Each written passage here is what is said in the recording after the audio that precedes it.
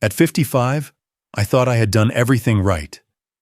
Vice president at one of New York's top investment firms, a seven-figure salary, a penthouse view. My daughter, Emily, was accepted into her dream college, NYU. Then she left me a note with 6 words that shattered everything I'd built. You chose work. I choose silence. In that moment, I realized I had drained her college fund to finance a business trip I thought would change our lives. It did, just not the way I expected. I gained a promotion, but I lost my daughter. I haven't heard her voice in 2 years, haven't seen her face. She won't return my calls. Birthdays come and go. The chair across from me at Thanksgiving stays empty, and every letter I write comes back unopened. What followed wasn't redemption, it was reckoning. A journey through shame, loss, and a silence louder than any scream. But I held on to one thing: hope, because the worst mistake of my life wasn't just choosing work over family. It was believing there would always be time to fix it. There wasn't. If you've ever wondered whether success is worth the price of love, stick around. This isn't just a story. It's a warning, a confession, a door left open just in case she ever walks back through. My name is Richard, and I'm 55 years old. For the past 18 years, I've worn 2 titles: investment executive and single father. But only one of those truly mattered. Until I forgot which one it was. I lost my wife, Sarah, to cancer when Emily was just 5. I still remember the way she clutched my leg at the funeral, eyes too wide for a child. That night, she fell asleep on my chest and whispered, "Don't leave like Mommy did." And I didn't. I promised her I wouldn't. For years, I kept that promise with religious devotion. I turned down promotions, switched to a lower-paying job just to be home by 5 p.m. I never missed a recital, a science fair, or even a single dentist appointment. I learned how to braid her hair, read bedtime stories in character voices, and pack lunches with sticky notes that said things like, "Crush it today, Em." She grew into the kind of daughter most men could only dream of. Smart, kind, fiercely determined, and when she got her acceptance letter from NYU, we cried together on the porch, holding each other in the orange light of a New York sunset. That night, I opened a bottle of champagne. Not for me, but for her. For us. I thought I had done it. Thought I had balanced everything just right. But balance is a lie you tell yourself when you're already leaning too far. A week before tuition was due, an opportunity dropped into my lap like a golden apple. The company was expanding internationally. They needed someone to lead a new division in Singapore. The board hinted, no, they all but promised, that this trip would lead to a regional vice president title. Double the salary, full benefits, equity stake. The catch? The trip was self-funded. No reimbursements, no shortcuts, just one shot. I looked at my accounts. The only money I had readily available was Emily's college fund. I didn't decide quickly. I stayed up 3 nights straight, spreadsheets open, playing financial Tetris. I told myself stories, how I could rebuild the fund in a month, how NYU would understand a small delay, how Emily would be proud once she saw the big picture. I didn't tell her. I didn't ask. I just did it. I transferred the money, booked the flight, and ordered a new suit. The morning after, I made blueberry pancakes, her favorite, whistling in the kitchen like nothing had changed. She came downstairs in her NYU hoodie, hair messy, eyes still soft with sleep. We ate, talked about dorms, roommates, fall weather in Manhattan. I smiled through every bite, convinced I had made the right call. That night, She came into my office holding an envelope. Her hands trembled. I reached for it, but she placed it gently on my desk, like setting down a grave. Then she said, "I know what you did." The words didn't register at first. I laughed, confused. "What do you mean?" "I checked the account," she said. "The fund's empty." I froze. I was going to ask if you needed help filling out the tuition transfer. "But it's gone, Dad. All of it."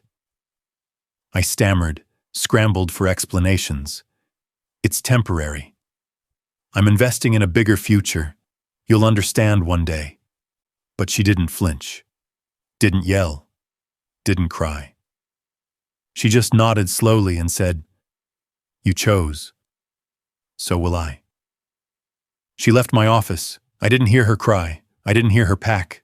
The house was quiet, eerily so, the way it gets before a thunderstorm. The next morning she was gone. Room emptied. Closet bare. Only a note left on her pillow, folded once, written in that neat, slanted handwriting I had watched grow from kindergarten squiggles to journal entries and college essays. "You chose, so will I." I sat on her bed for hours, staring at that note, not calling, not moving, just existing in the aftermath of my own undoing. That was the last day I felt like a father. The first few days after Emily left, I told myself it was a phase. She was 18, young, emotional. She just needed space. A week, maybe 2. Then she'd call, or text, or come through the door like nothing happened, and we'd fight, cry, and fix it. That was the cycle. That had always been the cycle. But the call never came. I left voicemails, I wrote emails, some long, some only a few words. "I'm sorry. Please talk to me. We can figure this out." Her inbox stayed silent. Her phone disconnected. The house echoed with her absence. At night, I left her bedroom door open, hoping to catch a glimpse of her shadow walking past mine. I still made pancakes on Sundays, still left the porch light on, still checked the mailbox, thinking maybe, just maybe, she'd send a postcard or a single sentence. "I'm okay, Dad." But nothing came. Maggie, Sarah's sister, who had stepped in like a surrogate mom since Emily was a child, tried too. She sent cards, gifts, even a hand-knit scarf for winter, all returned unopened. At Christmas, she invited Emily to dinner, left a place for her at the table. The seat stayed empty, again and again. Spring rolled in, then summer, then fall, one whole year, 365 days without my daughter, birthdays, Thanksgiving. NYU's first day of classes, every milestone passed like gravestones. I marked time by what I didn't get to see. I still told myself she'd come back, until I found out she'd replaced me. It started with a message from a friend of hers, anonymous, cautious. Said Emily was living in Brooklyn with a guy named Jacob. That wasn't the part that shocked me. She was an adult, after all. What gutted me was the next line. She calls his mom, Mom. At first, I didn't believe it. I didn't want to. But curiosity and desperation don't mix well. I hired a private investigator. 2 weeks later, I got the report. Photos, locations, times, a life I no longer belonged to. Emily was smiling again, cooking dinner with Jacob's family, helping his mom fold laundry. She wasn't just surviving, she was thriving, and I wasn't part of it. Not even in the margins. One picture stopped me cold. Emily sitting at a dinner table laughing with Jacob's younger siblings. She had that same glow she used to have during our movie nights. That carefree, open kind of joy. But someone else was getting it now. And in the photo, Jacob's mom had her hand gently resting on Emily's back, the same way Sarah used to. I don't know what broke more in that moment, My heart, my ego, or the illusion that time could heal anything. I had to see her. So I waited outside Jacob's apartment building on a rainy Thursday afternoon, heart pounding like it hadn't since the day Emily was born. She came out holding groceries. She looked older, stronger, happier. I called out her name. She froze, mid-step, eyes wide, but not surprised, not scared, just tired. "Emily," I said, stepping closer. "I just want to talk."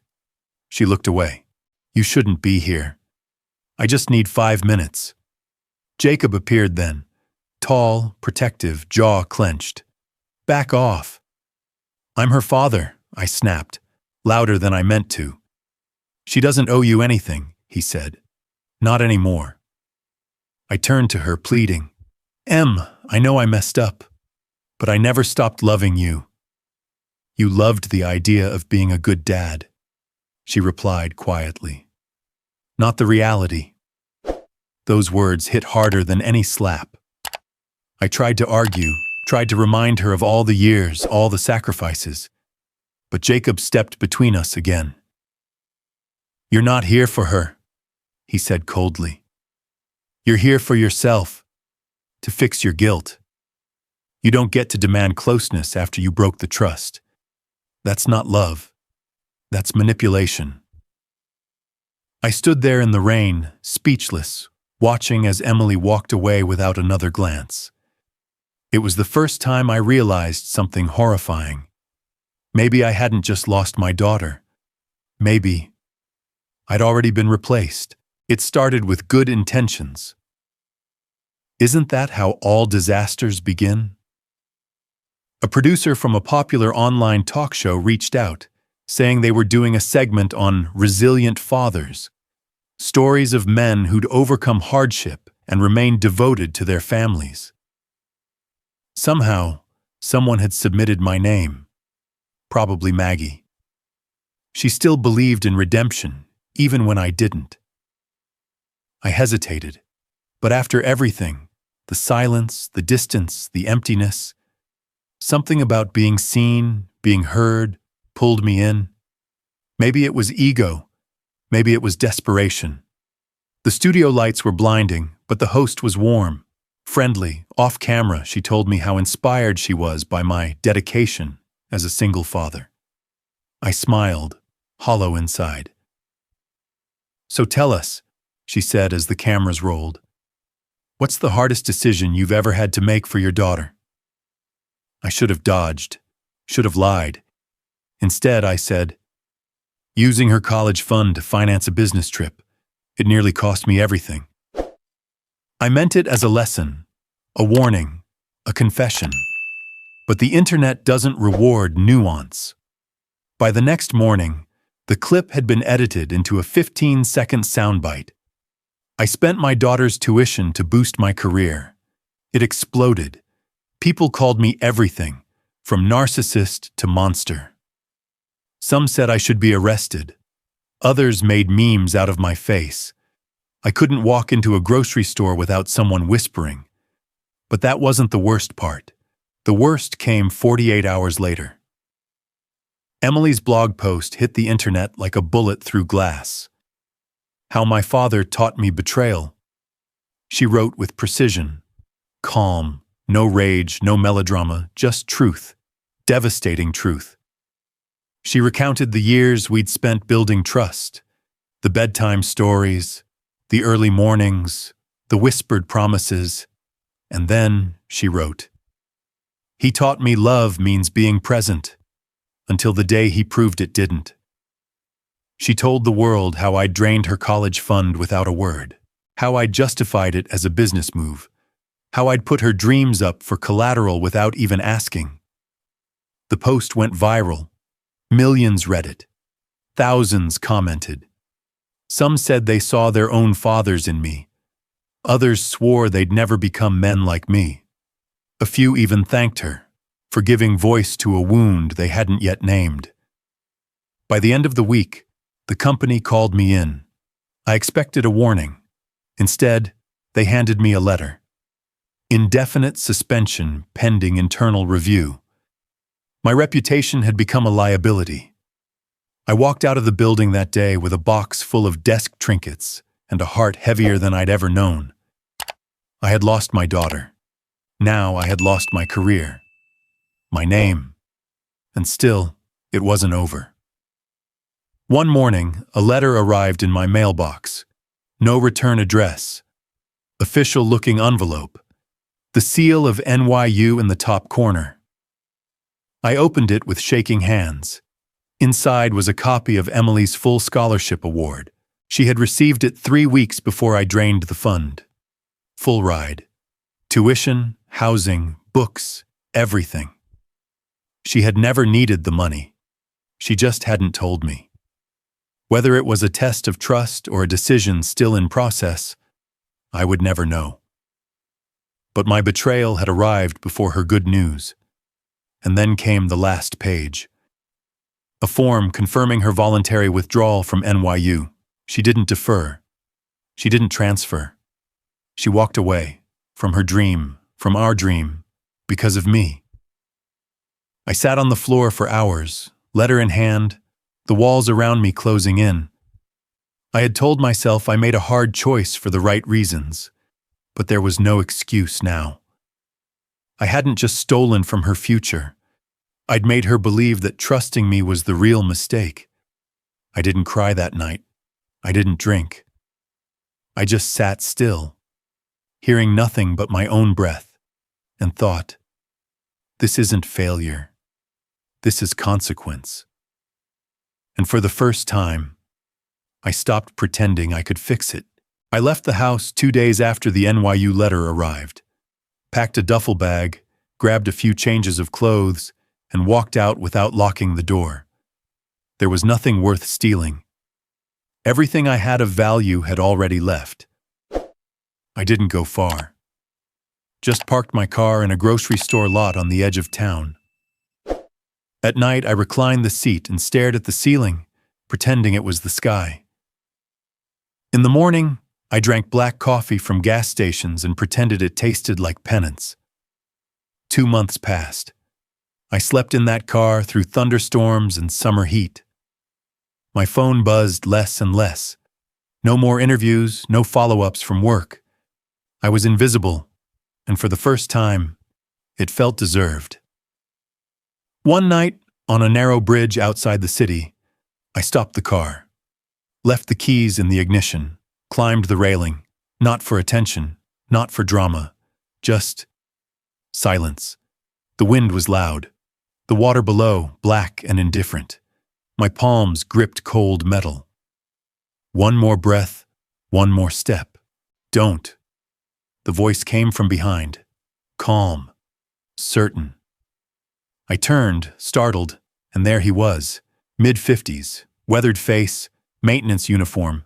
He looked like someone who'd seen the inside of too many long nights. "I've been there," he said. "Same bridge, same reasons." I didn't speak. He stepped closer. "Lost my daughter 5 years ago. Not to death, to silence. Same as you, I'm guessing." "How?" He smiled sadly. "You don't forget the face of the man who fired you." I stared. "Frank," he said, offering a hand. "Used to guard your building. Asked for a week off to care for my son. You said no. I lost that job. But I got time with my boy." The memory came flooding back. His request, my refusal, the HR form. I hadn't thought of him since, until now. "You saved him," I whispered. "No," Frank said. "He saved me, just like I'm trying to do for you." I didn't jump. We sat on the curb for hours that night, 2 broken fathers trading regrets like old war stories. Before leaving, he handed me a small notebook. "Write to her," he said. "Even if she never reads them, let her know you didn't stop trying." The next morning, I bought a pack of paper and a pen. I wrote the first letter from the back seat of my car. "Dear Emily," it began. "Today I remembered the way you used to hug me around the neck, like I was the safest place on earth." I didn't mail it. I wrote another the next day, then another. Soon, it became ritual. Morning coffee, then a letter. I wrote through guilt, through shame, through memories that scraped like gravel. I wrote when I had nothing to say and when I had too much. Each envelope was sealed and placed in a shoebox. By the end of the year, there were 117 letters. I never meant for her to see them. They were mine, my confessions, my proof that love didn't die when she walked away.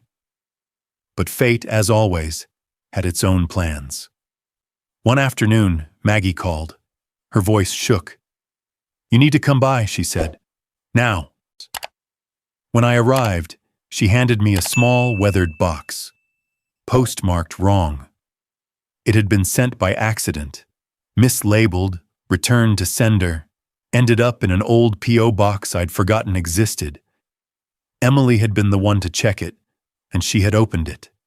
Every single letter was there, neatly stacked, well-worn. She had read them all, and tucked inside the lid, in her handwriting, was a note. I cried. First time in 2 years. I didn't call her, didn't write back. I just sat on Maggie's porch that evening, watching the sky change colors, breathing for the first time in months.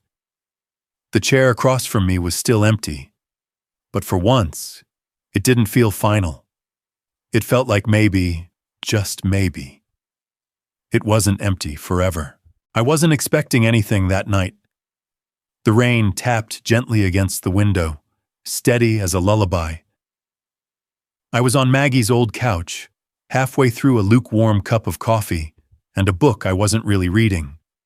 The room was quiet, heavy with years. Then my phone buzzed. It was a text from an unknown number. "Do you still remember my strawberry allergy?" My hands went numb. For a second, I thought I'd imagined it, my mind playing one last cruel trick. But no, it was there. 9 words. The kind only one person could send. Emily. She hadn't called me Dad, hadn't said she missed me. But those words, God, they cut deeper than any apology or accusation ever could. I stared at the screen for a long time, then typed 2 trembling words. Always did. The reply came a minute later. Tomorrow, 4 p.m. at Mama Lou's. Mama Lou's. The diner near her old elementary school. The place we used to go for pancakes after parent-teacher conferences, for grilled cheese on snow days, for strawberry shakes on her birthday, until she turned 12 and declared herself too cool for sugar. I didn't sleep that night. Couldn't. I kept pacing, going over everything I'd say and trying to imagine every way it could go wrong. My chest ached with hope I didn't feel I had the right to carry. At 3:57 p.m., I was already seated in our old booth, corner seat, back to the window. I hadn't been there in years. The waitress recognized me, nodded without a word, and poured black coffee. At 4:03, the bell above the door rang. Emily walked in.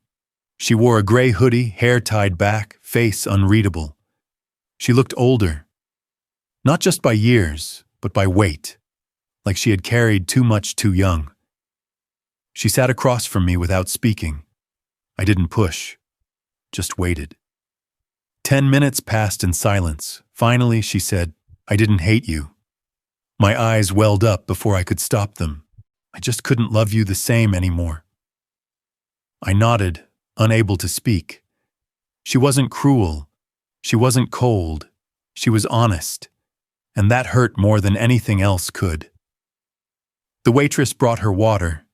Emily thanked her. Still hadn't looked me in the eyes. "I read all the letters," she said. "You kept writing, even when I never answered. That meant something." I cleared my throat. "I didn't write them to get you back.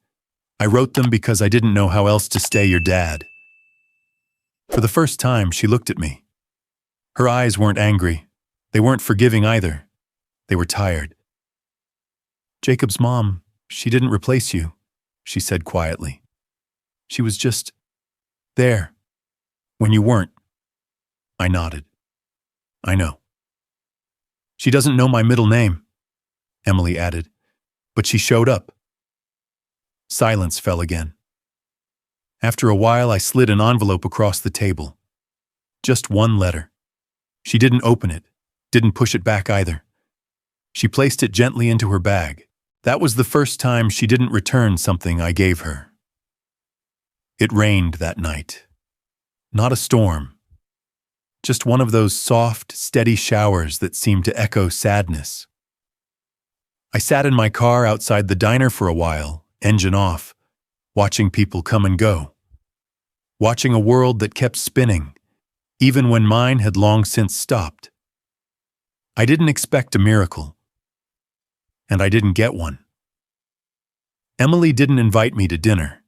She didn't ask me to call. She didn't hug me. She simply got into Jacob's car and drove off, leaving me behind with a cup of coffee gone cold and a booth filled with memories. But something had changed. She kept the letter. And that was everything. Because for the first time in years, the door wasn't slammed shut. It was just cracked open. And that was enough to breathe again. It had been a year since that rainy diner conversation. A year without letters, without texts, without follow-ups. Emily had kept her silence, but she had also kept that letter. I didn't press her. I learned, slowly, to live in that space between absence and hope. I focused on rebuilding what little I could. Took a part-time role at a local community center, offering mentorship to single fathers. Men who had made mistakes, who feared it was too late. Men who, like me, needed to know redemption wasn't a myth. I told them my story, parts of it anyway. Enough to let them know they weren't alone. Enough to let them know that showing up still mattered, even if you had once walked away. Then came graduation day. I had no invitation, no program, no reserved seat. But I knew the time, the place. NYU's South Lawn. I showed up early, stood behind the black iron fence separating the ceremony from the world. I didn't bring flowers. Didn't wear a suit, just jeans, an old flannel, and the memory of who I used to be. From a distance, I spotted her in the sea of purple robes. Emily, standing tall, calm, determined. She clapped politely at speeches, laughed at the awkward jokes. When her name was called, she walked across the stage without hesitation. No glance toward the crowd, no search for a familiar face. I didn't expect one. The ceremony ended. Families cheered, hugged, took photos. I stayed by the fence, hands in pockets, heart somewhere between joy and grief. Then, suddenly, she was there. Walking toward me, no cap, no gown, just Emily. She didn't say hello, she didn't smile. She handed me a photograph. It was us, 10 years ago. She was 8, missing her front teeth. Wrapped in my arms at the beach, both of us soaked and laughing. I found this in one of the letters, she said softly. I opened my mouth, but no words came. I never stopped being your daughter, she whispered. Then she walked away, but this time she turned back, just once, and gave the smallest nod. I stood there long after she left, staring at the photo in my hand. The image blurred by the tears I didn't bother hiding. Months passed. Life became quiet again, but not hollow. I found peace in helping other men find their footing. Fathers who still had time to make different choices. Then, one Thursday morning, while setting up chairs for the evening group, the door creaked open. She walked in. Emily. No announcement, no warning. She took a seat in the back row, arms crossed, eyes soft. I froze, the folder in my hands slipping slightly. "Did I miss sign-ups?" she asked, voice calm. A few of the other dads glanced around, confused. "No," I said. "You're right on time." I finished the session with my hands trembling, my voice steady only through sheer force of will. Emily didn't speak during the discussion. She just listened, watched. When the room emptied, she stayed behind. "I wanted to see what you've been doing," she said.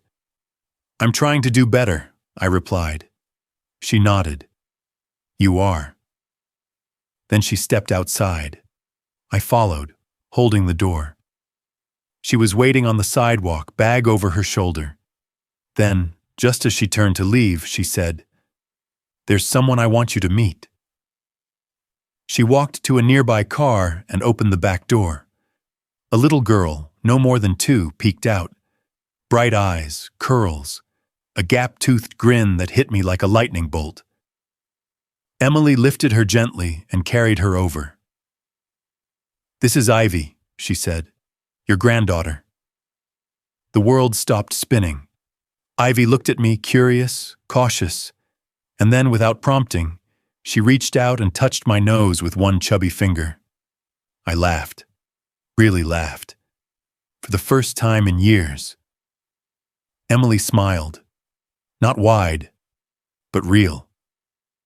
And in that moment, I didn't feel like a man who had lost everything. I felt like a man who had been given something back, something better.